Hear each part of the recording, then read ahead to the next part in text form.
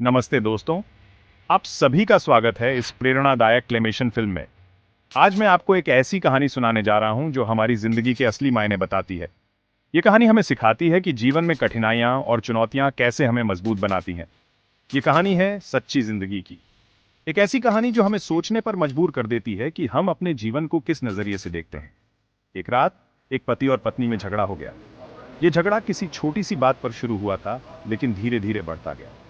पति और बच्चे खाना खाकर सो गए और पत्नी गुस्से में घर से बाहर निकल गई। वो बहुत नाराज थी और उसे समझ नहीं आ रहा था कि क्या करे। वह इधर उधर मोहल्ले की गलियों में भटक रही थी कि तभी उसे एक घर से आवाज सुनाई दी। वह आवाज सुनकर रुक गई और ध्यान से सुनने लगी। वहां एक स्त्री अपने बच्चे के लिए रोटी मांगने की प्रार्थना कर रही थी। उसकी आवाज में दर्द और बेबसी साफ झलक रही थी। थोड़ा और आगे बढ़ी तो एक और घर से आवाज आई। इस बार एक माँ अपने बेटे के लिए हर परेशानी से बचाने की दुआ कर रही थी। वहां एक माँ अपने बेटे के लिए हर परेशानी से बचाने की दुआ कर रही थी। उसकी आवाज में चिंता और प्यार का मिश्रण था। फिर एक और घर से आवाज आई, जहां एक पति अपनी पत्नी से कह रहा था, मकान मालिक से कुछ और दिन की मोहल्लत मांग लो। उनकी आवाज में आर्थिक तंगी की झलक थी। थोड़ा और आगे बढ़ी तो एक बुजुर्ग दादी अपने पोते से कह रही थी, बेटा, कितने दिन हो गए तुम मेरे लिए दवाई नहीं लाए। उसकी आवाज में दर्द और चिंता थी। पोता रोटी खाते हुए कह रहा था, दादी माँ, अब मेडिकल वाला भी दवा नहीं देता और मेरे पास इतने पैसे भी नहीं हैं कि मैं आपके लिए दवाई ले आऊं। उसकी आवाज में बेबसी और लाचारी थी। थोड़ा और आगे बढ़ी तो एक घर से स्त्री की आवाज आ रही थी जो अपने भूखे बच्चों को ये कह रही थी कि आज तुम्हारे बाबा तुम्हें खाने के लिए कुछ ना कुछ जरूर लाएंगे। उसकी आवाज में उम्मीद और प्यार था। तब तक तुम सो जाओ। बच्चों की आंखों में भूख और थकान थी।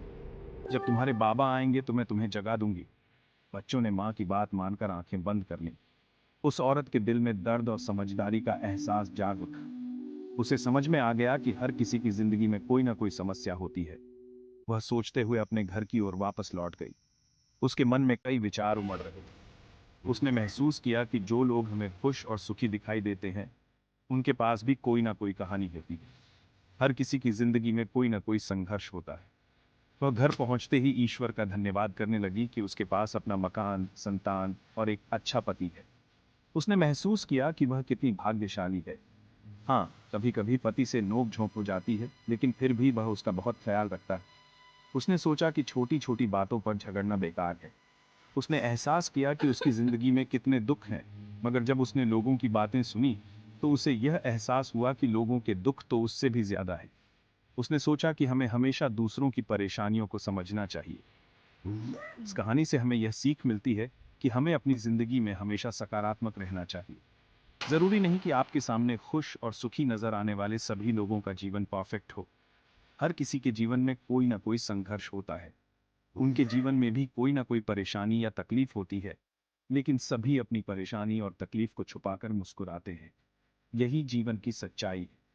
कठिनाइयों और परीक्षणों के बावजूद जीना जीवन की वास्तविकता है। यही सच्ची जिंदगी है। हमें हर परिस्थिति में धैर्य और साहस बनाए रखना चाहिए। हमें अपनी जिंदगी में जो कुछ भी मिला है, उसके लिए हमेशा आभारी रहना चाहिए। धन्यवाद। आशा है कि इस कहानी ने आपको प्रेरित किया होगा।